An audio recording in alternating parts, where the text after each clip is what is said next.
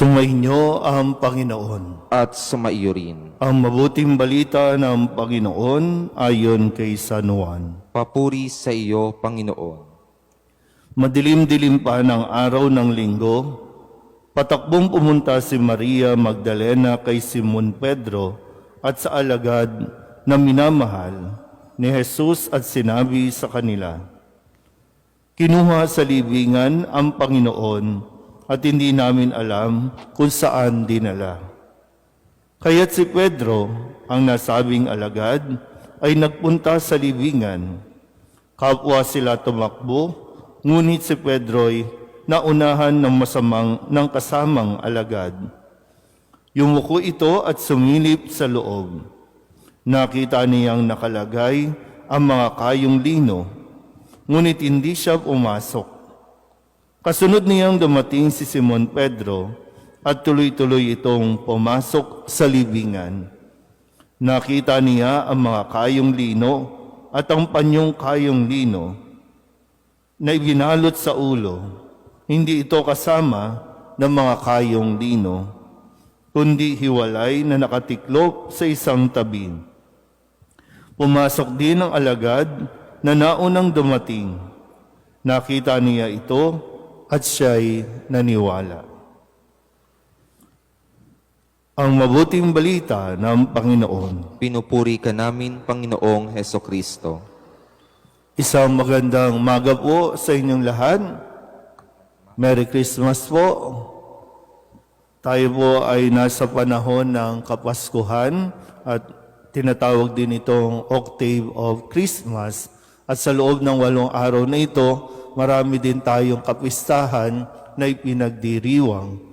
Kahapon, pinagdiwang natin ang kauna-unahang martir na nagpahayag ng kanyang pananalig, pananampalataya kay Kristo na siyang ating natunghayan nung ipagdiwang natin ang kanyang pagsilang.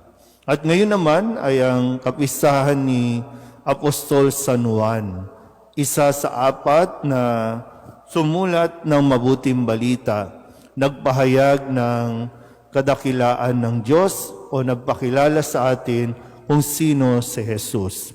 Si Jesus na totoong tao at si Jesus na totoong Diyos. At sa ating pong ebanghelyo na ipinahayag ni San Juan, makikita natin din yung kumbaga continuity, yung simula din at ang katapusan. Nagsimula tayo sa pagsilang ni Jesus at nagtapos tayo sa kanyang muling pagkabuhay. Ito yung madalas po natin na nagagamit o ipinapahayag sa araw ng pagkabuhay ni Kristo. Pero yun yung magiging kwento, no? Isinilang si Jesus at matatapos ito sa libingan sa kanyang muling pagkabuhay. At yun yung katuparan ng lahat ng mga pangako ng Diyos. Kaya tayo po muli ay inaanyayahan, no? Na sa tuwing tutungo tayo sa pagdiriwang natin ng Pasko ng pagsilang at pagmamasdan natin sa Jesus, kaya ba natin siyang sundan hanggang kamatayan? Kung hindi man yung salita na sundan, kaya ba natin maging tapat kay Jesus hanggang sa libingan? Na magandang mapagnilayan natin, no? Dahil kala natin, okay na, no? Masaya naman yung pagdiriwang, okay naman tayo, mapayapa na isinilang si Jesus. Pero sa gitna, no, sa loob nito, may mga pagdaraanan, may mga paghihirap, pagdurusa.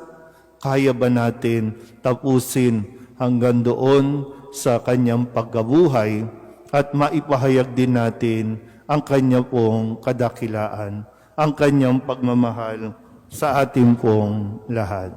Hindi lang ito isinulat ni San Juan para sa sarili lamang niya. Hindi lang ito basta isinulat para lang magkaroon ng kwento.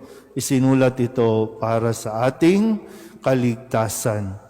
Dahil ang sino mang manalig, manampalataya kay Kristo, simula hanggang katapusan, ay magkakaroon din naman ng gantimpala doon sa langit.